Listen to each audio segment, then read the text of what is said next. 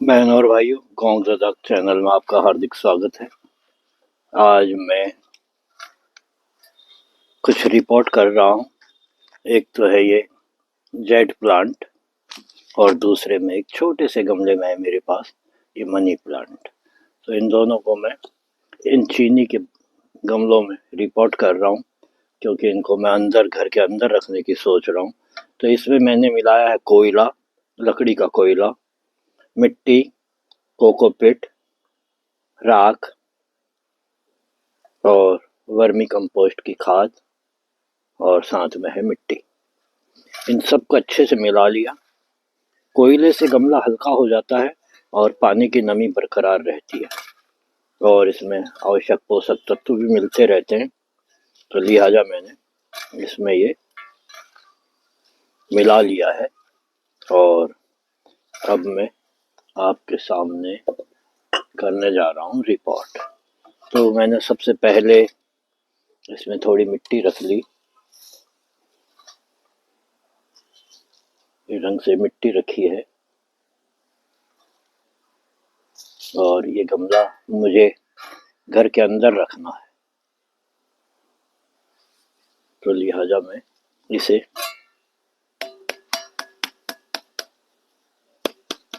ये गमला इसके लिए छोटा हो गया, तो मैं इसको इस ढंग से इसमें से निकाल लिया है मैंने।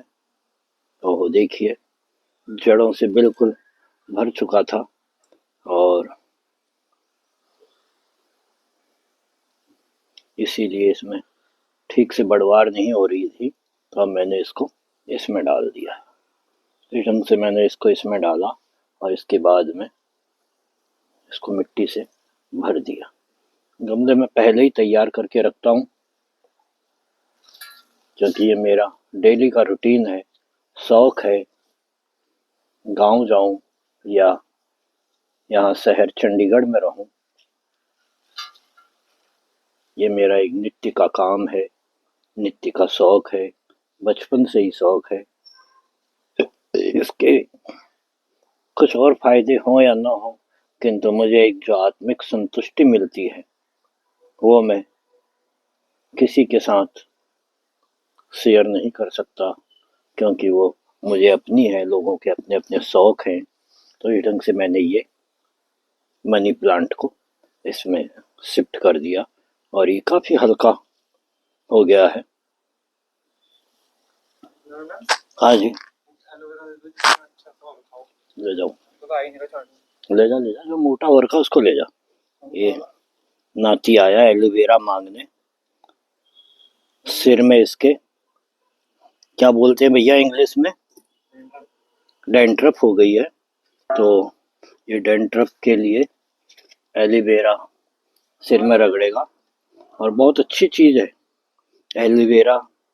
ना केवल आंखों को आनंद देता है, मन को आत्मिक शांति देता है, बल्कि आपको खाओगे तो शरीर में फायदा देगा। और अगर उसे लगाओगे चेहरे पे ग्लो देगा और सिर में लगाओगे तो डैंड्रफ का नाश करेगा। तो इसी ढंग से मैंने ये जेट प्लांट की कटिंग लगाई थी और आज मैं उसे फिर रिपोर्ट कर रहा हूँ। होता क्या है कि जब भी हमारे घर में बाहर से भोजन खाना वगैरह ऑर्डर करते हैं तो इस ढंग के ये पॉट आते हैं पैक करके।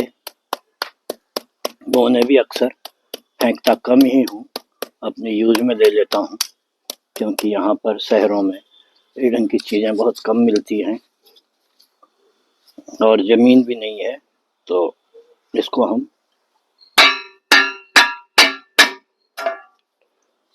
बहुत टाइट हो गया है, ये बड़ी सावधानी से निकालना पड़ता है, क्योंकि अभी गर्मी के दिन शेष हैं और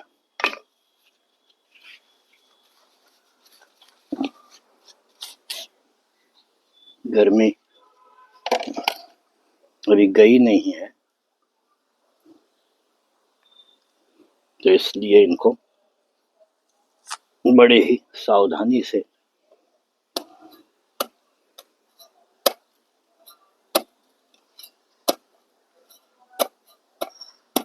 इसको मैं एक अच्छा शेप देने की कोशिश कर रहा हूँ कि ये एक छोटे पौधे नहीं बल्कि पेड़ का आकार ले, जिससे ये लगे कि बहुत बड़ा पेड़ है। तो इसलिए मैं इसको इस ढंग से कुछ बड़े पॉट में रख के, इस बड़े गमले में रख के इसको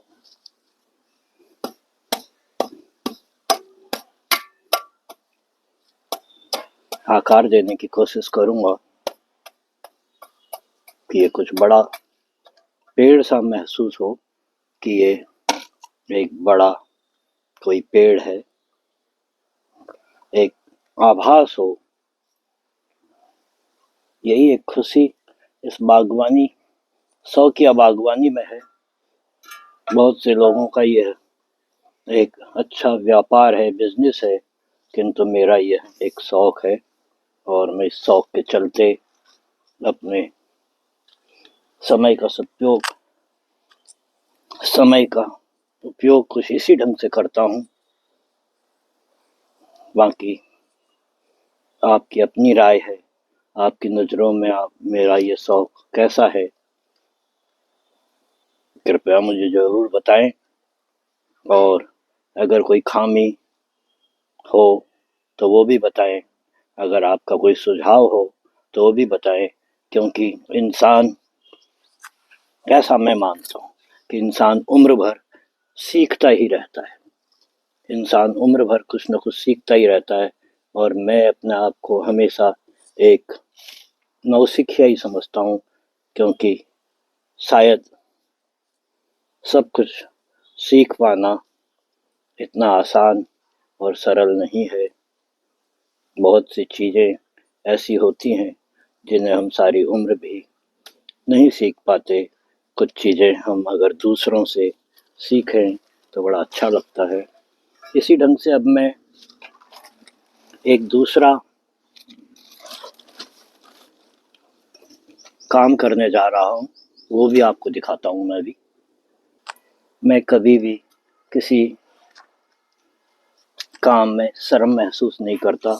ये मैंने अपने घर की कुछ वेजिटेबल, सब्जियों की अवशेष, वेस्ट जिसे बोलते हैं इंग्लिश में, वो जमा कर रखा और इसी ढंग से मैंने बहुत सा कर रखा है। और ये मैं एक चाय वाले की दुकान से चाय की पत्तियां ले आया था, जिसे 5-6 बार धो के मैंने इसे सुखा लिया है।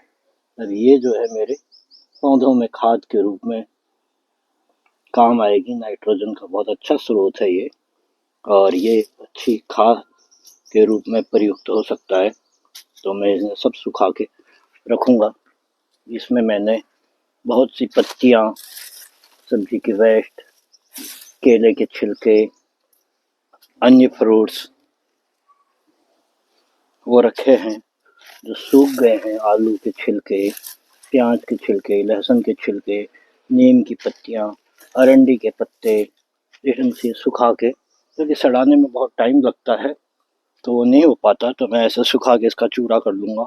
और ये राख भी मैंने जमा करके रखी है। अब मेरे पास मैं लाया था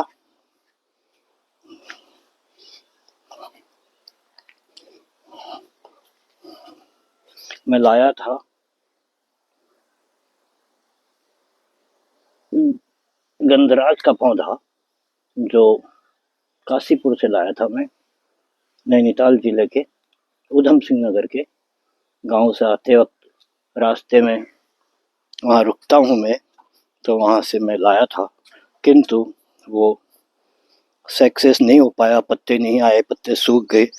लिहाजा मैं उसको ये ले आया हूँ मैं,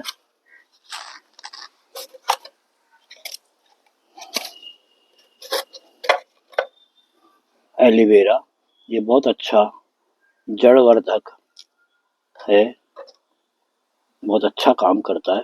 तो इसके मैं छोटे छोटे पीस बना के और अपने गंधराज के पौधे की जड़ में इसका पानी दूंगा। भगवान की इच्छा हुई तो ज़रूर, क्योंकि ये एक जड़वर्धक औषधि के रूप में भी काम करता है। जैसा कि मैंने आपको पहले भी बताया, यह एलोवेरा लाख रोगों की एक दवा है। बताते हैं कि इससे कमर दर्द भी ठीक होता है, सर का डैंड्रफ सही होता है, चेहरे पे और बदन में ग्लो आता है अगर इसकी मालिश की जाए। तो मैंने ये इस ढंग से इसको छोटे छोटे पीस में चूर लिया। ये आपके सामने ही मैं चूर रहा हूँ इस ढंग से।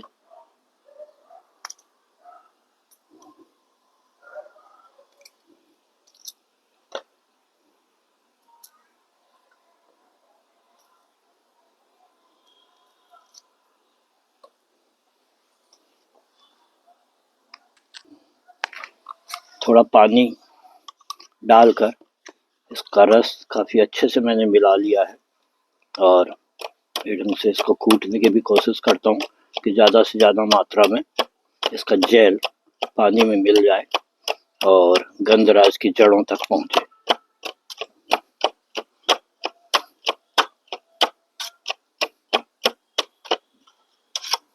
लगभग 250 ग्राम पानी बन चुका है।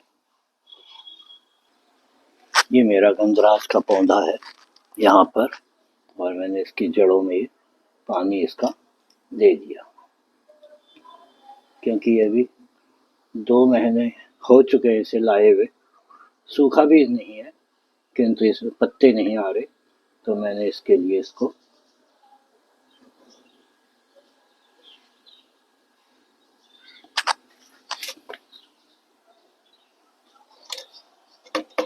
डाल दिया है। तो बहनों और भाइयों, अब इसका अगला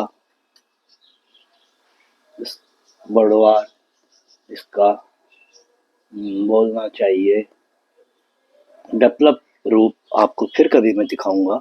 तब तक के लिए आप सबका